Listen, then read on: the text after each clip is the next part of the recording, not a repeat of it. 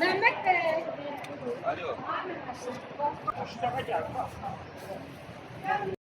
Bu məhkəməyə biz məcbur keçirməli oluruq. Yəni bir dəfəlik əgər bunu buraxmayacaq, azad eləmirsənsə, da bu boşuna cəmaatı burada niyə yorursan? Niyə yalandan cəmaatı yığırsınız bura hər gün uzaqlardan gəliblər? Yəni belə olmaz yəni. Ona görə də bu məhkəmələrdən heç nə gözləmirik və inanmırıq ki, bu məhkəmələrdən nəsə çıxsın. Bu da sonuncu məhkəmə, bu da öz işində qaldı. Yəni nə bilim, dəhşətdir. İnandırıcı şeylər yoxdur. Namizəd bəy. Azərbaycan məhkəmələrinin mahiyyəti bu gün bura toplaşan hər kəsə bəllidir. Əslində bu məhkəmə prosesindən biz nəsə qeyri-adi bir şey gözləmirdik. Məni təəccübləndirən bilirsiniz nədir? Bu boyda bir bina tikiblər. Binanın içinə də bütün bərbəzəyi var.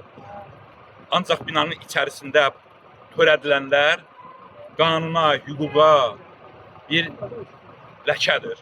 Mən hakimlərə baxıram. Bu hakimlərdə ümumiyyətlə hakimlik deyilən mən heç nə sezə bilmədim. Onlar insan taleyini həll edirlər. Qərarlar çıxardılar, hökmlər çıxardılar. Baxın, onlar məhkəmədə gedən proseslərə nə qədər məsuliyyətsiz, nə qədər dırnaqarası yanaşırlar.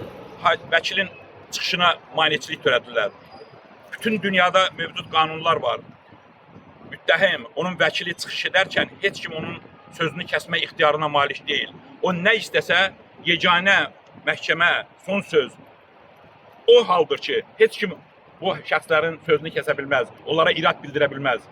5 dəqiqə onların dinləyib, saxta ittihamları təkzib olunmasını da qulaq asmaq iqtidarında deyirlər bunlar. Bunların məqsədləri bir şeydir. Vaxt keçsin 3 dəqiqə ərzində müttəhimim, ayaq da onun vəkilini formal olaraq dindirib hökm çıxartmağa getsinlər.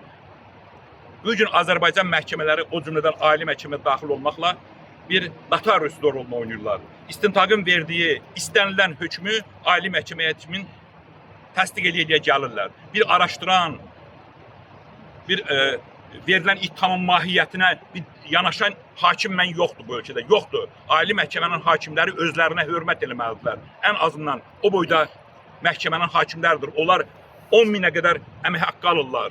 Onlara dövlət, onlar imtiyazlarındadırlar. Bunlardan hamısından istifadə edirlər digər vətəndaşlardan fərqli olaraq. Vətəndaş 300 manat maaş alır. Bunlara isə 10.000 manat maaş verirlər. Digər imtiyazları demirəm. Bəs onların sizin... Bunlar fikirləşmirlər ki, vaxt gələcək bir qanun, ədalət, hökm sürən bir cəmiyyət yaradacaq. Bunlar ailələri, özləri, vətəndaşlar qarşısında nə cavab verəcəklər?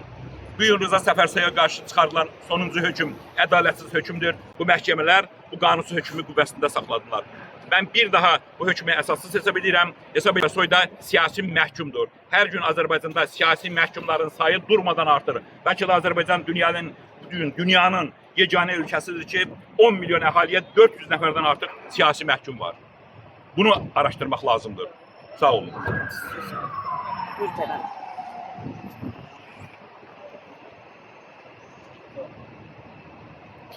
İlk öncə Rıza bəy şərhlənərək həbs edildiyi gündən qar, çoğun, isti, soyuq bilmədən əziyyət çəkib Rıza bəy Səfərsoyun məhkəmə proseslərində iştirak edən əqidə dostlarına, sıravi Azərbaycan vətəndaşlarına, siz jurnalistlərə ailəmiz adından öz təşəkkürümü bildirirəm. 1 iyul ad günümdür.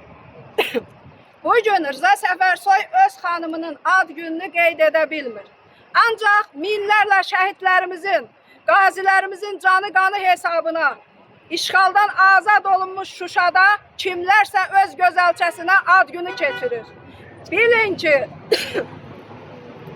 ki, Rıza Səfərsoy, Təranə Səfərsoy 1-ci Qarabağ müharibəsində könüllü iştirak edəndə siz Moskvada, kazinolarda, barlarda kef edirdiniz.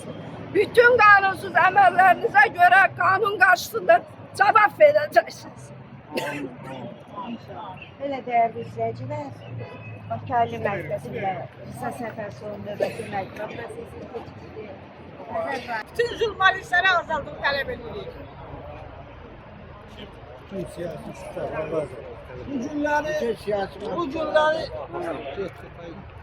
Bu günləri Azərbaycan xalqı eşidib bilib görməlidir ki, Azərbaycan xalqını, vətəndaşlarını, haqqını tələb edən hər bir vətəndaşlar, məmurlar dustaq ediblər. Soyunu qurudurlar. Bizim vətəndaşlara, Azərbaycan xalqının hər birini bunlar göz görəti açıq-aşkar bütün siyasi məhbuslara azadlıq tələb edirik. Azadlıq! Aylo! İstifa! İstifa!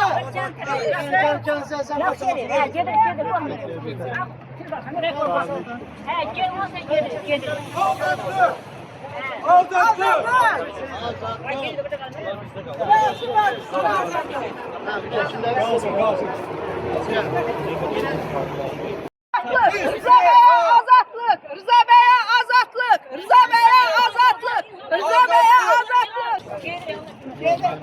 Ay gidi.